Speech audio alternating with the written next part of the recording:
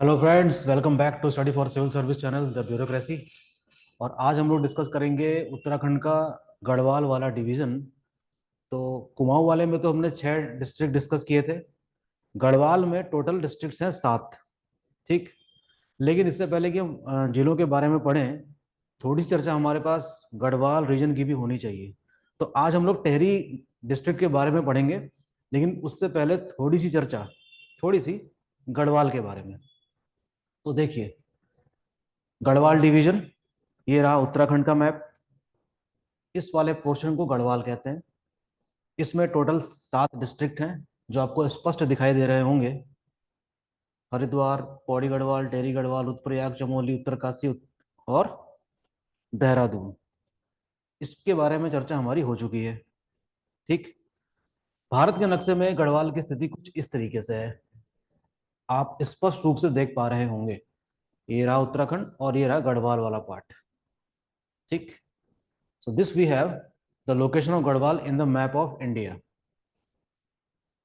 ठीक, आगे बढ़ जाते हैं। कुछ विहंगम दृश्य भी देखिए गढ़वाल में, जो हमको देखने को मिलते हैं। ठीक। देवभूमि है, तपस्वियों की भूमि। ये रहा देवप्रयाग, केदारनाथ, बद्रीनाथ, हर की पैड़ी। कौन नहीं जानता, हर कोई जानता। और ये औली, जहां पर बर्फबारी हुई है और स्कीइंग चैंपियनशिप भी यहाँ पर आयोजित की जाती है। तो ये कुछ नज़ारे भी हैं जो देखने में बहुत अच्छे लग रहे हैं, और ये सारी चीज़ें आपको अपनी तरफ आकर्षित करती हैं। ठीक है। तो ये रहा एक और मैप गढ़वाल का। ये देखिए, ये हमको याद दिला रहा है गढ़वाल किंगडम की, दरअसल। ठीक है। किसकी याद दिला रहा है ये? गढ़वाल किंगडम की। तो थोड़ा सा इसका इतिहास में झांक लेते हैं, little little. Garhwal is one of the division of Uttarakhand and consist of 7 districts. Garhwal में कुल 7 जिले हैं। टेहरी गढ़वाल, पौड़ी गढ़वाल, हरिद्वार, उत्तरकाशी, देहरादून, चमोली और रुद्रप्रयाग। ये तो हो गए डिस्ट्रिक्ट्स के नाम। Garhwal region mentioned firstly in Skanda Purana as Manaskhand. सबसे पहले गढ़वाल वाले क्षेत्र की चर्चा स्कंद पुराण में मानस खंड के रूप में हुई है। महाभारत में महाभारत के वन पर्व में भी इसकी चर्चा हुई है। हम डिटेल में इन सब चीजों को समझेंगे जब हम पढ़ेंगे उत्तराखंड का इतिहास। ठीक। फिलहाल, क्योंकि हम गढ़वाल रीजन के बारे में थोड़ी चर्चा कर रहे हैं, तो छोटा सा बैकग्राउंड हमारे लिए जरूरी हो जाता है। वैदिक काल में, in Vedic period this region is called what? Hemvant. वैदिक काल में इस वाले पार्ट को क्या कहा जाता था? हेमवंत कहा जाता था। इसको देखिए, हेमवंत। महाभारत में कहा जाता था इस वाले पार्ट को उत्तर कुरु। पुराणों में कहा गया है केदारखंड। इसके अतिरिक्त भी कई सारे नाम हमको मिलते हैं। ठीक, काफी इंपॉर्टेंट इंफॉर्मेशन है। The earliest ruler of Garhwal region were Katyuris. जैसा कि मैंने आपको पहले भी बताया है कि समूचे उत्तराखंड में कत्यूरियों का शासन था। गढ़वाल में परमार वंश से पहले और कुमाऊं में कुमाऊं वंश से भी पहले। जब उनकी शक्ति कमजोर हुई होगी, तब जाकर उत्तराखंड के 2 अलग अलग हिस्सों में पवार और चंद वंश की स्थापना हुई होगी। Later, Garhwal kingdom was founded by Parmar rulers. जाहिर सी बात है, 52 गढ़ों का उल्लेख मिलता है। ये सारी बातें आपको पता होंगी। 52 गढ़ों का उल्लेख मिलता है, जिसमें अजय पाल ने सभी गढ़ों को विजित कर लिया था, और जितने भी उसके सबॉर्डिनेट रूलर्स थे उन सबको सब्जुगेट किया, अपने अधीन ले आया। और इस प्रकार से हम अजय पाल को एक मुख्य शासक या वास्तविक संस्थापक मान सकते हैं। ठीक, ऐसा। गढ़, 52 गढ़ थे।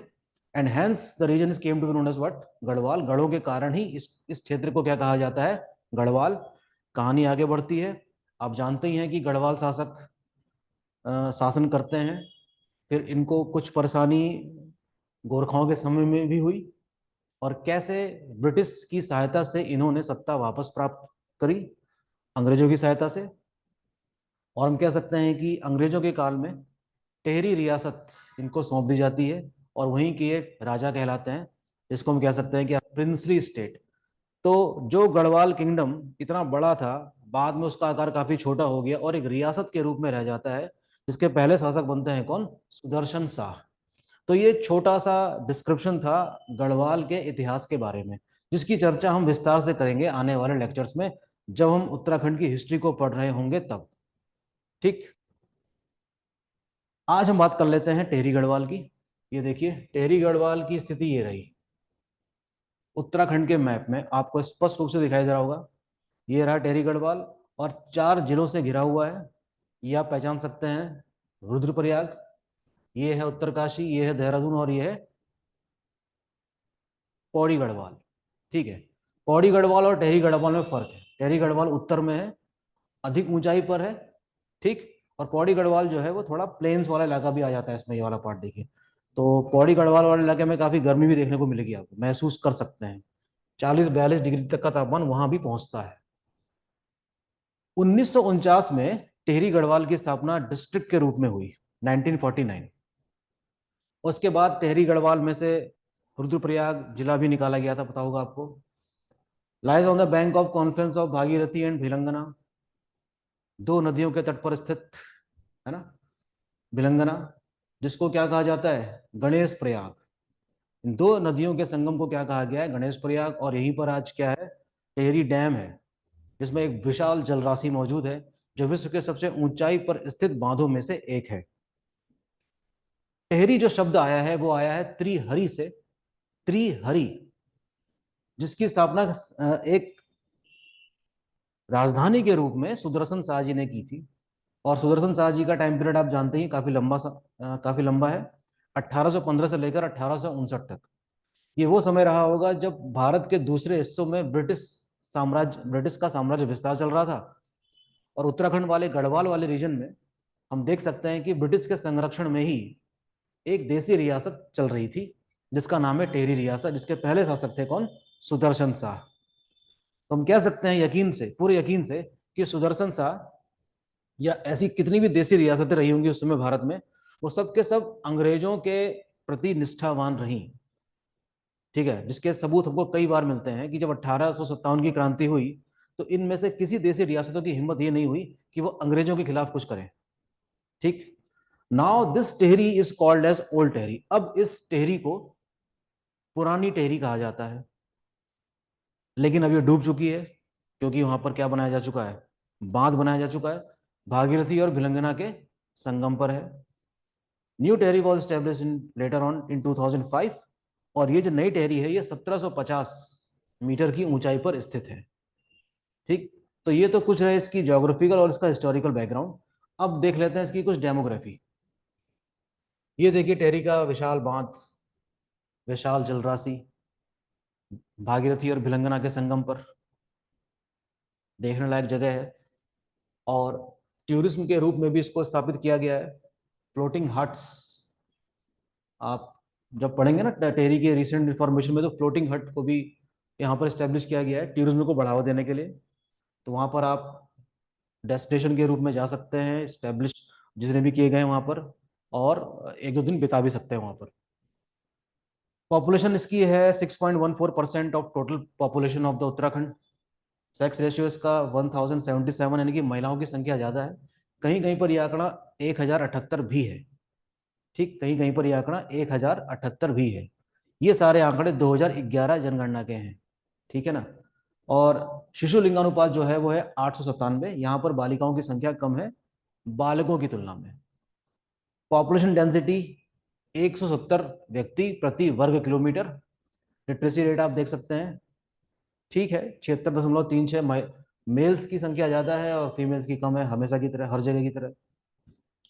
तहसीलों की संख्या 10 है, ब्लॉक की संख्या 10 है। कुछ नाम यहाँ लिखे हुए हैं, जैसे कि टिहरी, नरेंद्र नगर, प्रताप नगर, देवप्रयाग। ब्लॉक्स कितने हैं, 10 हैं। ठीक है, तो ये कुछ नाम है इसमें। लेजिस्लेटिव असेंबली की जो सीट्स हैं वो कितनी है, 6। ये रहे लेजिस्लेटिव असेंबली के नाम। टिहरी, धनसाली जो एससी के लिए रिजर्व्ड है, देवप्रयाग, नरेंद्र नगर, धनौल्टी और प्रताप नगर। ठीक। लोकसभा कॉन्स्टिट्यूएंसी की अगर हम बात करें तो टिहरी की अपनी ही खुद की क्या है, लोकसभा कॉन्स्टिट्यूएंसी है। Okay, so these are some demographic and administrative information about Tehri. आगे बढ़ जाते हैं। अब टिहरी, जाहिर सी बात है, क्योंकि इतिहास के पन्नों में स्वर्णिम अक्षरों में नाम लिखा जाता है टिहरी का, अपने कई सारे कह सकते हैं कि तपस्वी स्थल के कारण। ठीक है, कई सारे धार्मिक स्थल हैं और उन्हीं का केंद्र भी है साथ साथ। तो तस्वीरों के माध्यम से हम देख सकते हैं कि तस्वीरें ज़्यादा अधिक बात करती हैं, बजाय हम लिखी हुई बातों को पढ़ें तस्वीर ज्यादा बयान कर रही है। ये रहा देवप्रयाग, गंगा बनेगी यहां से आगे, दो नदियों का यहां पर संगम हो रहा है, भागीरथी और अलकनंदा। पांचवा प्रयाग है, पांचों प्रयाग में ये अंतिम प्रयाग है। ठीक है, पंच प्रयाग है ना उत्तराखंड में अलग अलग जिलों में, तो ये पांचवा प्रयाग कहां पर मौजूद है, टिहरी में, और इसका नाम है देव प्रयाग। देव ऋषि नाम के कोई ऋषि रहे होंगे, उनके नाम पर यह है देव प्रयाग। तो अब इसके आगे क्या कहलाएगी ये नदी, गंगा कहलाएगी। ये सारी बात आप जानते भी होंगे। एक यहां पर मंदिर दिखाया गया है जिसका नाम है रघुनाथ मंदिर। क्या नाम है इस मंदिर का, रघुनाथ।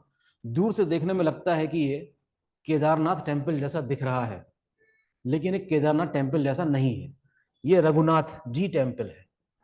ठीक है, Raghunath ji temple dedicated to lord Vishnu but worshipped as the Raghunath ji. समर्पित तो ये विष्णु को है, भगवान विष्णु को, लेकिन यहाँ पर जो पूजा होती है, आराधना होती है, वो रघुनाथ जी के रूप में होती है, अर्थात लॉर्ड राम, भगवान राम के रूप में। And his concert Lakshmi and Sita. ठीक है, शक्ति के रूप में लक्ष्मी और सीता भी मौजूद रहेंगी इस मंदिर के मूर्तियों में। एक इंपॉर्टेंट बात जान लीजिए कि इस मंदिर का निर्माण किस शैली में किया गया है, तो वो आप जान लीजिए, देओला स्टाइल। क्या नाम है, देओला स्टाइल। ये इंपॉर्टेंट फैक्ट मैं मान के चल रहा हूं एग्जाम के लिए, कि रघुनाथ जी टेम्पल जो है ये किस शैली का है, ये है देओला स्टाइल। आपको पता ही होगा कि किस प्रकार से राम ने रावण को युद्ध के दौरान मारा था। ठीक है, तो पश्चाताप का प्रयास किया ईश्वर राम ने, और यहां पर तपस्या की थी। और यह मंदिर उन्हीं को समर्पित है कि एक ब्राह्मण की हत्या करने के बाद तपस्या करने की आवश्यकता है, पश्चाताप करने की आवश्यकता है, इसलिए ये मंदिर यहाँ पर निर्मित किया गया है, जो कहाँ पर है, देवप्रयाग में ही है। तो Raghunath ji temple, Devprayag. Important facts. अब देखिए चंद्रबदनी। चंद्रबदनी आप देख सकते हैं कि कितनी ऊंचाई पर है, देखो। ठीक है, ये देखिए चंद्रबदनी मंदिर इतनी ऊंचाई पर स्थित है, और ऊंचाई से देखने पर ये इस प्रकार से देखने को मिलता है। चंद्रबदनी कहाँ है, टिहरी गढ़वाल में। ठीक, चंद्रकूट पर्वत पर स्थित है, और उसकी ऊंचाई है 2277 मीटर। माइथोलॉजी के अनुसार देखिए, ये भी एक क्या है, शक्तिपीठ है। तो शक्तिपीठ वे स्थान है जहां पर सती के कोई ना कोई अंग गिरे हों। आपको याद होगी वो कहानी, ठीक है ना, कि कैसे शिव अ, सती का शरीर उठाकर पूरे ब्रह्मांड की परिक्रमा कर रहे हैं, और उनका एक एक अंग कहीं ना कहीं पृथ्वी पर गिर रहा है। जहां जहां पर गिरा वहां पर शक्तिपीठ की स्थापना हो गई। तो इसी प्रकार से बद्रीनाथ, सॉरी, जो चंद्रबदनी है, वहां पर सती माता का जो धड़ वाला भाग है वो गिरता है, यहां से लेकर ऊपर तक का, इसलिए चंद्रबदनी। और उनके साथ जो हथियार हैं, खासतौर पे त्रिशूल, वो भी साथ साथ गिरे। और मंदिर के आसपास आपको लोहे के छोटे छोटे त्रिशूल आपको देखने को भी मिलेंगे। तो इस कारण इसका महत्व बढ़ जाता है। Chandrabadni in this way is a Shaktipeeth. From Chandrabadni one can see various peaks like Kedarnath, Badrinath and Surkunda. अब खुद चंद्रबदनी इतनी ऊंचाई पर है, तो उस ऊंचाई से आपको और भी ऊंचे पहाड़ देखे जा सकते हैं। उत्तराखंड की खासियत ही यही है कि आप लेसर हिमालयस में जाकर उससे ऊंचे जो ग्रेट हिमालयस की रेंजेस हैं उसके पीक्स देख सकते हैं। तो यहाँ से भी वो नज़ारे काफ़ी आम होंगे। ठीक है, कभी अवसर मिले तो जाइए और रूबरू होइए इन सब चीज़ों से। अच्छा, एक क्वेश्चन एग्जाम में यहाँ से ये भी आ सकता है कि किस शक्तिपीठ को भुवनेश्वरी पीठ भी कहा जाता है। या अगर क्वेश्चन एग्जाम में आ गया कि चंद्रबदनी, जिसका उल्लेख भुवनेश्वरी पीठ के रूप में भी हुआ है, का उदाहरण हमको कहाँ से मिलता है, तो जवाब हो जाएगा क्या, स्कंद पुराण। ये इंपॉर्टेंट फैक्ट्स होंगे चंद्रबंदी के संबंध में। आगे देखते हैं, सरकुंडा देवी मंदिर, ये भी टिहरी गढ़वाल में ही है। इसका संबंध भी सती से ही है। It is believe that head of the Sati was fell here. Sati माता का जो सिर था वो इस स्थान पर गिरता है, ऐसी मान्यता है।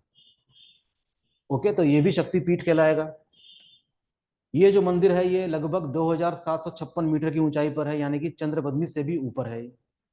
कनातल नाम का एक गांव है, ये गांव उसके ही पास है, वहां पर ये स्थित है। और यहां पहुंचने के लिए रज्जू मार्ग यानी कि रोपवे सर्विस भी आपकी सेवा में लगी है, और जो लगभग आधे किलोमीटर लंबी है। और इस प्रकार से आप बहुत कम देरी में ही पहुंच सकते हैं यहाँ तक। तो ये भी काफी एक इम्पॉर्टेंट प्लेस है, क्योंकि ये एक शक्तिपीठ भी है। कनातल विलेज के बारे में भी कुछ बातें पता होनी चाहिए कि कनातल विलेज किस जिले में स्थित है, क्योंकि इसका महत्व ये सरकुंडा देवी मंदिर की वजह से है, इसलिए एग्जाम में यहां से भी क्वेश्चंस आ सकते हैं।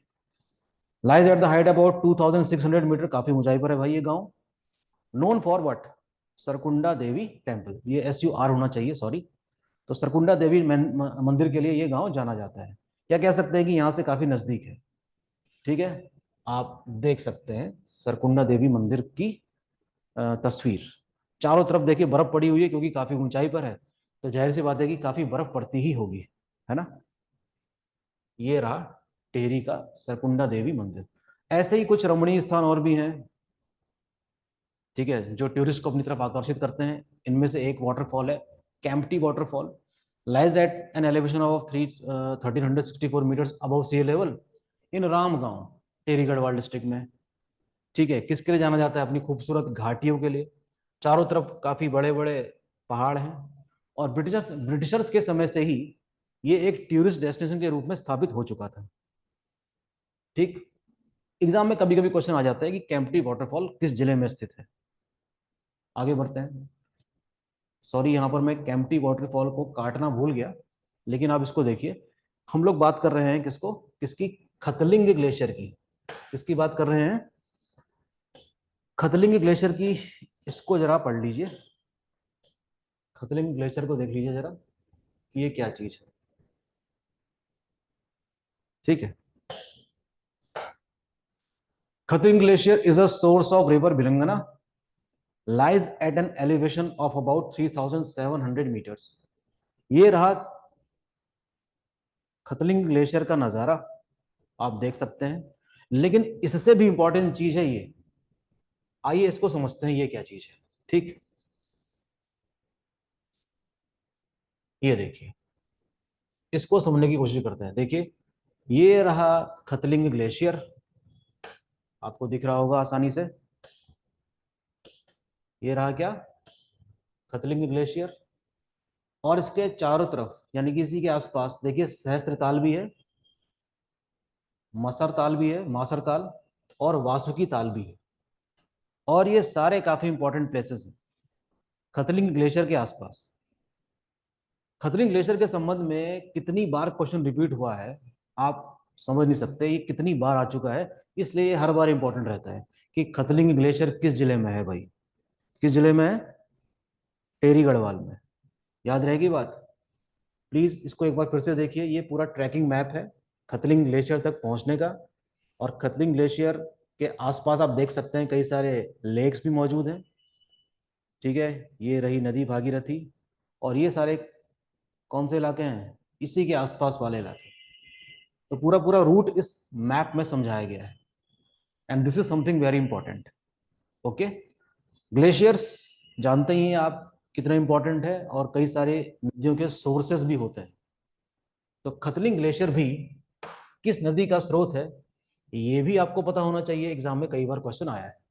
भिलंगना नदी यहां से निकलती है। कौन सी नदी निकलती है?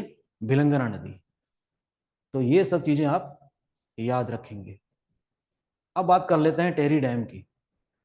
टेहरी गढ़वाल डिस्ट्रिक्ट का जिक्र हो और टेहरी डैम का ना हो तो बात अधूरी रह जाएगी। मैंने कुछ बातें सिर्फ लिखी है यहाँ पर, इसको हम अलग से डिस्कस करेंगे। टेहरी डैम पे पूरा एक लेक्चर रहेगा उसका।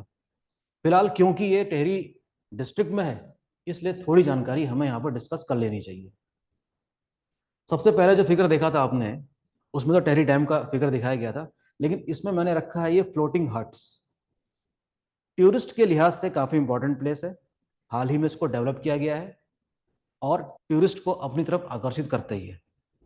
यहाँ पर देखिए सारी सुविधाएं मौजूद हैं। ठीक है, एक दो दिन यहाँ पर गुजारे जा सकते हैं, देखिए बिल्कुल लेक के बगल में। फिलहाल टेहरी डैम की अगर हम बात करें तो ये भारत का सबसे ऊंचाई पर स्थित डैम है। प्लस खुद की ऊंचाई इसकी कितनी है, 260 मीटर। इसकी सर्वाधिक यानी कि जो मैक्सिमम जो इंस्टॉल्ड कैपेसिटी है, यानी कि जब फुल उसमें काम करेगा तो 2400 मेगावाट की बिजली पैदा करेगा। फिलहाल कितनी कर रहा है, 1000 मेगावाट। ठीक। प्रेजेंट प्रोडक्शन कितना है इसका, 1000 मेगावाट है। Lies on the conference of Bhagirathi and Bhilangana. Bhilangana और भागीरथी के संगम पर स्थित है। और ये जो बहुत बड़ा सागर क्रिएट होता है उसको हम कहते हैं राम तीर्थ सागर।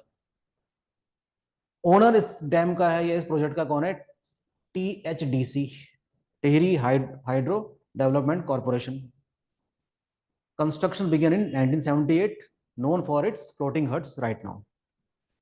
इसके संबंध में और भी कई सारी जानकारी हमें इकट्ठी करनी होगी कि कैसे प्रोजेक्ट शुरू हुआ, कौन कौन सी कंपनीज में शुरुआत हुई, कि क्या और भी कंपनीज बीच में इन्वॉल्व हुई थी या नहीं। तो इस पे हम विस्तृत चर्चा करेंगे।